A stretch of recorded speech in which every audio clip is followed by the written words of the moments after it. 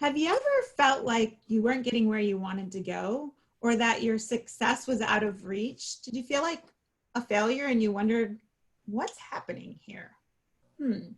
So there's a great quote by Jennifer DeLucy that goes like this. How many of us stop short of success and on purpose? How many of us sabotage our own happiness because failure, while miserable, is a fear we're familiar with? Success, however, dreams come true are a whole new kind of terrifying, an entire new species of responsibilities and disillusions, requiring a new way to think, act, and become. So why do we really quit? Because it's hopeless or because it's possible? Woo! Woo! Yes. Welcome everyone to Lipstick Leadership. I'm Debbie Lundberg of Presenting Powerfully and author of Remote Work Rockstar. And today we're talking about failure, about quitting, and about what drives that behavior and how to change it. So I am here with my wonderful co-host who brought us that great quotation. Hi guys, great to see you. I'm Meridith Alexander, CEO of Grit Mindset Academy. And this is the podcast, Lipstick Leadership, where we are empowering women and some of you men, because we know you're listening, to greatness through communication, resilience, and grit. Well, thinking about how much failure plays into our mind. I know you have a ton of thoughts about it. You focus on this in the butterfly effect, Meridith. I can't wait to hear what you have to say. You know, failure, I think, is one of those really interesting words and concepts that we have been conditioned into. We have been conditioned to fear the F words, basically, you know, failure, fear, and to use them as evidence of the impossible.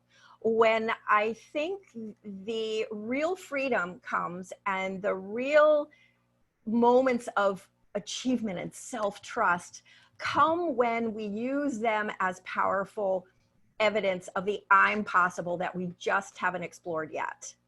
And I think it goes back to really checking into a level of awareness, like this quote really brings up. What is your inner narrative? What are you focusing on? And really, sometimes you need help, because sometimes the answers to these questions lie in our blind spot, don't they? They do. And boy, when we think about fail and fear, I know that I often share that if we think about fail, F-A-I-L, and you know I like those acrostics, but if I think of fear as if lost, that's the reason we fail. We fear it as if we've lost it already. And so then we say, well, there's no point in doing it. And in that quotation that you mentioned, it's that, or wait a minute, what if we get to success and I don't know what to do? And so to your point of getting that assistance and really looking at the idea of, believe me, you and I know from working with coaching clients and speaking to small and large audiences virtually and in person, it's not that we don't have concern or certainly a drive to get us beyond our concerns, but it's that making the motion and then making the motion the action and then making the action the attitude and really moving past so that we don't fear as if we've lost all of that. So I feel like I know what you're probably going to say about this, but it's like the failure, the failing forward, and I know they can sound a little cliched, but it really is about what do we do when we don't succeed? And I tend to say it that way. When we don't get the result we expected, so perhaps you call it failure, then what do we do with what we've learned? And believe me, I want to keep learning. I don't want to keep learning because things didn't work out. It's just, if we don't keep learning from those, we don't know the success we can accomplish. Exactly. And so you brought up so many great points. I'm sitting here like writing with my pen because there's so many things that we want to share with you guys on this topic. And to me, a big one is that we often mistake fear for something that's simply unfamiliar, right? And there are so many things. If you take a moment and you look back, there was a time, believe it or not, when we were all afraid of walking because it was unfamiliar to us. We were crawling. And so we had these instruments to help us not just get comfortable with that feeling of being upright, but to gain our confidence, to gain our familiarity with it.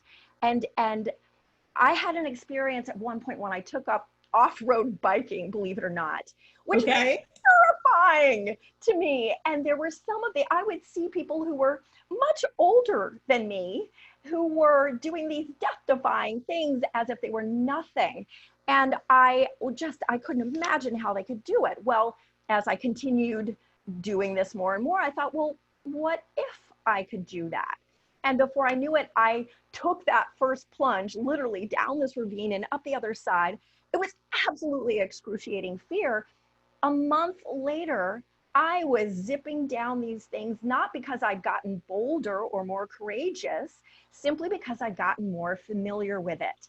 And my mind made the transition from associating, and that's a big important word. What are you associating things with? What are you making it mean in the context of your current reality and of your future reality? But all of a sudden, it was something that was impossible. So remembering to clarify, well, Plato says, and I think I've mentioned this before, that courage is understanding what to fear. So not mistaking fear for unfamiliarity. I don't know if you've ever experienced, Debbie, feeling that energy before you go on stage, and sometimes it doesn't matter whether it's a small group. There are plenty of people. Do you know that in 2013 they did a study where 84% of us admitted to holding on to some kind of irrational fear? And this is people not being able to sleep at night because they had to get up and speak in front of a group of their business colleagues, people they know, Right. the next day. Absolutely. Or fear of heights, claustrophobia, these kind of things. Spiders. Yes, Mm-hmm. absolutely. I And remember that study. Yes. Spiders, snakes. Mm-hmm. yes, clowns. Well, I don't like clowns. I'm not It's, afraid though. I know the difference in disliking the yes, feelings it evokes. And I think yes, that's an important part too is, do you dislike, and that plays into your familiarity, are yes, you uncomfortable with the feeling something evokes versus a true fear? For example, I can trace it right back to my grandparents had this oil painting of what I thought was a creepy looking clown in the room where I slept when I visited them, and it caused me not to sleep. And I told my grandparents, and what they did was have me go in there, be in there in the light, close the door. I still didn't like it. We talked about it, and then they took it down when I was there. And so it wasn't to say there was no fear, it was to say that we talked about it and addressed it. And I think that was such, whether it was intentional or not, my grandparents taught me a spectacular lesson of, it's how you feel about it, and it's what you do with those feelings, whether you allow them to empower you to make a choice not to be around it, or you make it where you can't sleep at night from this fear. So I'm glad you brought that up, because I hadn't thought about that. And my grandparents are just, they're both passed, but I do certainly stay in touch with them, so to speak, with all the lessons. and you know what they also helped, and I think this goes back to the quote, is a level of self-trust, that even when you're faced with something that is unfamiliar or a sensation, because it really is, it's a physical sensation that made you uncomfortable, that made you not want to create those conditions that made you feel that, right? Mhm. However, when any of us face these conditions enough times to become familiar with being able to trust ourselves, in an unfamiliar condition, in what we associate initially as discomfort, and yet we're able to overcome them, whatever that means, and go on to thrive and go on to, I'm going to use the word conquer because it can feel like a personal victory when you move beyond your fears. But so many people swear, and I believe that I've experienced this myself, that the really great things lie when you cease looking at fear as the enemy, but understand that it's more like the unlikely ally, and that regardless, if you really want to excel at something, that's when you have to put that word fail in a chest somewhere, in a locker somewhere, and close the door. Because a critical part of every single process, if you go into a sport as a young athlete and you say, I never, let's say baseball, I never want to miss a ball, you're going to quit immediately, because that fear is part of the process, that sensation, that adrenaline, okay, I'm getting ready, which hones in your focus. It's really, really critical. So it really comes down to, what are we making this mean in the context of our lives? And are we willing to trust that we can handle and really excel beyond the unfamiliar? Yes. So, I mean, so many things, and we want to give this high impact, powerful statement. We'll talk about perfection and some other things in some different episodes, but let's just, for our viewers and listeners, it's about success. It's about what's familiar or unfamiliar. Are we taking action to put ourselves in a position where we can picture that success? And what are we associating with this discomfort, or what we're calling a fear? So how do we change that sense of reality so that we can really have the self-trust and move forward without thinking that it's not going to work for us? So back to that idea of it's how we are creating. And if we create the right environment and situation, we can conquer whatever is going on. So thank you, everybody, for being here with us on Lipstick Leadership. I'm Debbie Lundberg, the founder and CEO of Presenting Powerfully and author of Remote Work Rockstar. And I'm Meridith Alexander, CEO of Grit Mindset Academy.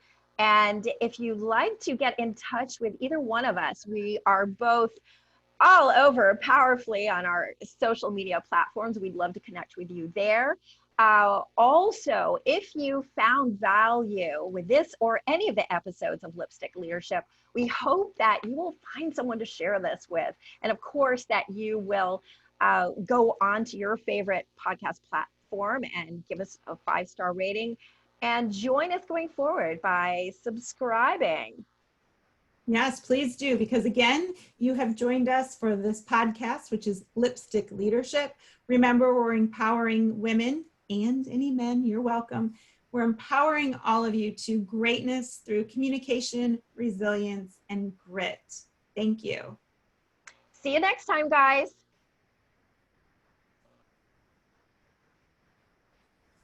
All right.